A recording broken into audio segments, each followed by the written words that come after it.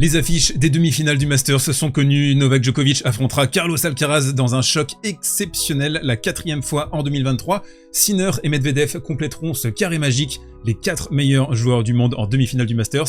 Il y a une forme de logique, alors on a un énorme programme aujourd'hui dans cette vidéo, 100% tennis.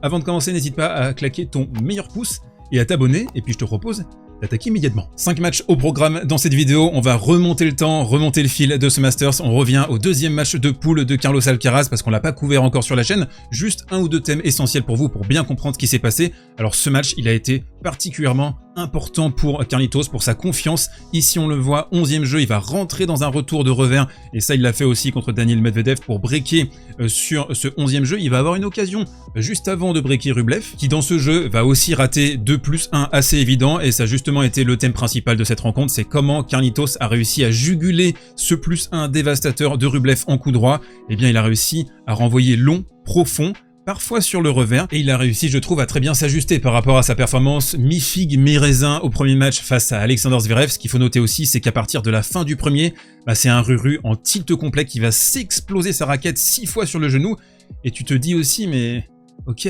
t'as la passion, t'es habité par ton métier, mais c'est trop quoi, c'est dangereux pour lui, et on voit, il est en pleine implosion là sur ces 2 premiers matchs, et il s'est fait éliminer très tôt. Le Medvedev-Zverev, pareil, on va aller très vite, c'est le match qui a permis à Daniil de se qualifier déjà pour les demi-finales avant d'affronter Carlos Alcaraz, et le thème principal de cette opposition, ça a été le réalisme. Les marges, elles sont très fines sur une surface très rapide avec 2 gros serveurs, et là Zverev, il peut pas se permettre à 4-1 dans le tie-break de caviarder une volée tout à fait ouverte dans cette position. Balle de 7 pour Zverev dans la première manche, et on envoie un énorme coup droit Baduf. Et c'est ça aussi dans cette opposition, c'est que dans les moments chauds, dans les moments intenses en fin de set, t'as toujours beaucoup plus confiance en Daniil qu'en Sacha. Scénario quasiment identique dans la fin de la deuxième manche, on est dans le 9e jeu, vous voyez, balle de break pour Alexander Zverev qui va exploser un revers, il va se faire cueillir juste après, et finalement on passe d'un match où Zverev pouvait tout à fait gagner en 2-7 à une défaite en 2 manches. On remonte le temps, on se retrouve hier après-midi, et scénario de l'angoisse entre UBB et Novak Djokovic. Novak qui a lâché ce fameux set qu'il ne fallait pas, et du coup, son destin était entre les mains de Jannik Sinner qui devait impérativement s'imposer face à Holger Rune. On se retrouve dans le tie-break de la première manche. Hubert qui va complètement se liquéfier, première fois de sa carrière, aucun point marqué sur son service, et surtout Novak, il va sortir de sa boîte à outils plusieurs retours tout à fait merveilleux, et notamment celui-ci, un petit retour bloqué en coup droit avec un angle court totalement succulent. Et le petit Dramounet, eh bien ça a été ce break blanc dans le 5e jeu de la deuxième manche. Novak qui aime pas trop cette position, volée haute, ça rappelle Wimbledon, le 5e set avec la volée haute ratée et Alcaraz qui s'impose en 5 manches. On a eu une double faute à 189 km/h sur le dernier point. Ubi aussi qui s'est bien jeté sur les retours de service et qui termine à 100% derrière sa première balle dans le 2e set et qui a fait le taf. Novak évidemment un peu en colère d'avoir lâché ce set, une interview d'après-match assez expéditive, et il a dit bon c'est dans les mains de Jannik Sinner, moi je vais aller faire autre chose hier soir. Et justement, un match qui commence très mal pour Holger Rune, vraiment désarticulé sur ses schémas tactiques, sur ses intentions. Là, on a une montée, mais en moonwalk, il va se faire complètement cueillir par Sinner, qui est toujours en lévitation à ce moment-là. Après le premier set, on se dit, bon, on se dirige vers un 6-2, 6-3, allez, ça va aller très vite cette histoire. On a un Sinner qui est en pleine maîtrise de ses moyens, avec des conditions parfaites pour lui, de l'indoor rapide. On peut se demander d'ailleurs si à Turin, ils n'ont pas réfléchi en fonction de ça pour essayer d'avantager, entre guillemets, au maximum Jannik Sinner, qui va prendre à la gorge, qui va essouffler Rune. Un MTO dans le cœur de la deuxième manche au niveau du genou de Rune, qui va réussir à transformer un petit peu son jeu, à beaucoup plus s'équilibrer. Il va même avoir une occasion de breaker dans la 3e manche qui nous aurait empêché d'avoir un Alcaraz-Djokovic en demi-finale du Masters. Et surtout, à partir de la fin du 2e set, Sinner qui va se toucher le bas du dos. Clairement, il y a un petit problème à ce niveau-là, et on l'a beaucoup vu sur les revers en extension, les défenses côté revers, il explosait. Sinner qui va s'arracher, c'est tout à son honneur, comme je le tweetais hier soir, du grand Sinner, une victoire qui l'honore malgré des sensations pas folles au dos dès la fin du 2e set. Caractère de champion.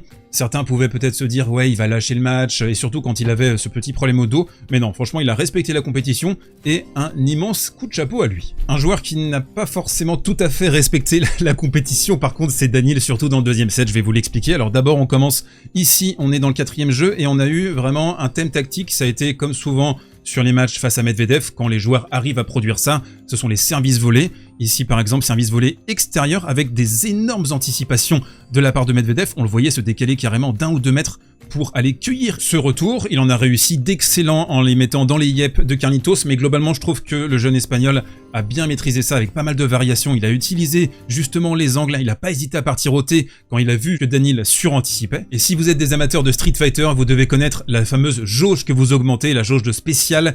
Eh bien, Carlos Alcaraz a augmenté sa jauge de spécial en remportant quasiment tous les points spectaculaires. Ici, une glissade somptueuse pour aller déposer une balle. Alors, qui arrive à faire ça sur le circuit? Sérieusement, lui?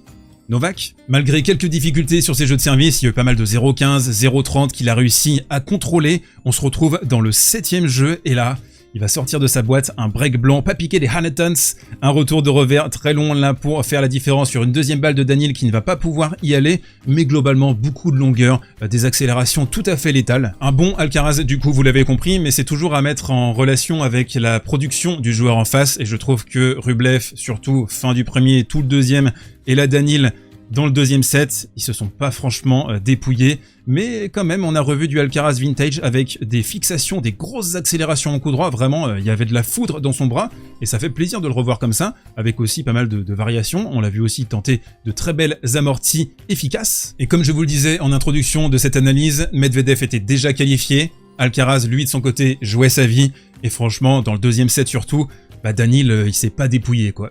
C'est le moins qu'on puisse dire. Donc on va avoir une grosse double faute. Et voilà, Medvedev qui a été un peu plus dans le calcul que Sinner. Mais ce génie, regardez ce qu'il a dit, Daniil. J'ai bien mieux joué que contre Zverev et j'ai perdu. Mais à aucun moment. C'est le plus gros mensonge de 2023. C'est génial. Non, vraiment, c'est... J'ai vu cette deck et je me suis dit, c'est pas possible quoi. Daniil, c'est un troll, mais de compétition quoi. Allez, on se termine avec le coin prono sponsorisé par les Winami de Winamax. Vous avez le lien dans la description, jusqu'à 100 € de freebet pour toute première inscription, réservée aux adultes. Cette offre, bien entendu, 18 ans et plus, pas 17 ans et 360 jours. Non, 18 ans et plus. Donc on attaque avec la première demi-finale entre Jannik Sinner et Daniil Medvedev. La cote elle est à 1,70 pour Sinner, 2 pour Daniil Medvedev. Le head-to-head, vous le connaissez, c'est 6-2 désormais entre les deux loustiques, avec 2 victoires de référence en finale à Pékin et à Vienne pour Sinner. Les clés compréhension pour vous, pour bien anticiper ce qui va se passer. La première, c'est le dos de Sinner, clairement diminué et en difficulté à partir de la fin du deuxième set face à Rune. Il n'a pas demandé de MTO pendant cette partie, donc ça c'est un point important qu'il faut prendre en considération. Ça veut dire que il savait qu'un massage, ou il pouvait anticiper qu'un massage ou quelque chose, un traitement n'allait pas faire une différence fondamentale.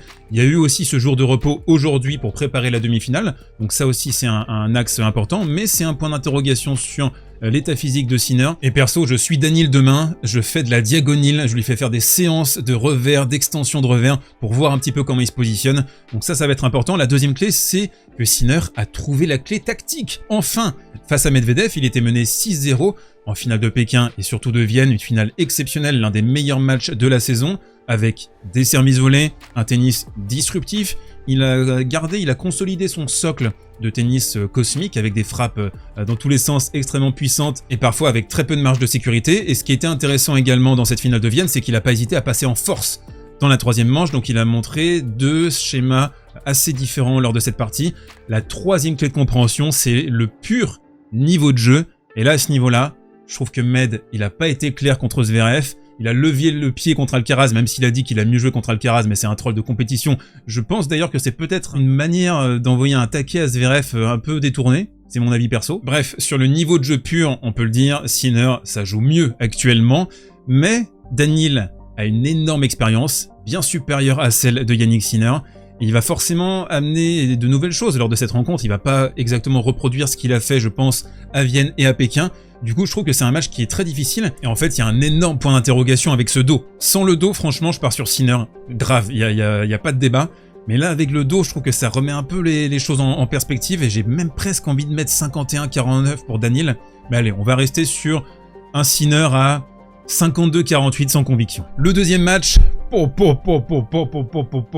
Novak Djokovic face à Carlos Alcaraz, les 2 meilleurs joueurs du monde, que des classiques à chaque fois les mecs quand ils se jouent, c'est de la dinguerie, c'est C'est l'opposition, c'est le grand match de cette saison 2023. Ça fait plaisir d'en revoir un dernier avant la trêve hivernale. Les matchs, à chaque fois, vous le voyez dans le head-to-head, c'est de la pure folie. Alors peut-être le seul match un peu décevant, c'est la demi-finale à Roland-Garros, parce que les 2 derniers sets, Alcaraz est pris de crampe et du coup le match ne sert plus vraiment à rien. Mais le match à Madrid, c'était une dinguerie. La finale de Wimbledon, elle est all-time. Le match à Cincinnati est absolument incroyable. La remontada de Novak, elle est folle. Novak qui est vu bien favori par les books. Il est à 1,55 face à Carlos qui est à 2,20. Alors 3 clés de compréhension. La première, c'est l'élan. Alcaraz a repris de la confiance en enchaînant Rublev et Medvedev. Même si vous l'avez bien compris dans cette vidéo, je mets des astérisques sur ces 2 performances. Je trouve que Rublev et Medvedev pouvaient clairement mieux jouer, Rublev complètement satellisé au niveau mental, et Novak, lui de son côté, a beaucoup puisé sur ce tournoi, plus Paris-Bercy, plus la semaine prochaine, il a un énorme objectif avec la Coupe Davis, donc ça fait beaucoup de choses là, en quelques semaines, tout Novak qu'il peut être à 36 ans, il y a beaucoup de lièvres à chasser. On peut aussi se poser la question, est-ce qu'il n'a pas atteint son objectif principal en obtenant cette place de numéro 1 mondial au Masters? La deuxième clé, elle est plus tactique, plus stratégique. Pour moi, ça va être le service et le service plus 1. On est sur une surface rapide, les marges elles sont fines, il faut faire la différence immédiatement. Novak, il sert comme un fou. Alcaraz, je trouve qu'il a vraiment quand même bien servi contre Daniil Medvedev. Donc il faut faire la différence très vite pour s'économiser, pour garder de la force sur les jeux de service adverses. Et la troisième clé, elle est là. Elle est là. C'est l'ego. L'ego bien sûr, le vieux maître Sensei face au meilleur joueur de la Baby Gen de la nouvelle génération, le Krakito ultime. Aucun match entre les deux n'est anodin, je ne peux pas y croire. Je ne peux pas croire que Novak va un peu baisser le pied, ok voilà il a fait son taf, etc. Non, il va se dépouiller. Je vois pas d'autre scénario possible, ça me semble totalement inenvisageable. Carlitos de son côté, qui se retrouve en demi avec des circonstances favorisantes. Novak pour le coup, lui, il en a pas eu parce qu'il a pas joué Tsitsipas, il a joué Hurkacz sur une surface très rapide, donc il y a des petites circonstances quand même qui peuvent expliquer cette qualification de la part de Carlos Alcaraz, mais quand on observe le head-to-head, c'est que des matchs accrochés à chaque fois. Je pense que les deux vont y laisser leur trip, et donc si on observe un peu le panorama global, je mets Novak favori à 55-45. On se retrouve du coup dimanche matin très tôt pour débriefer ces demi-finales que j'espère absolument exceptionnelles. On a un plateau qui est formidable. N'hésite pas à me donner ton pronostic dans les commentaires et je te dis à très vite mon petit bébou des îles.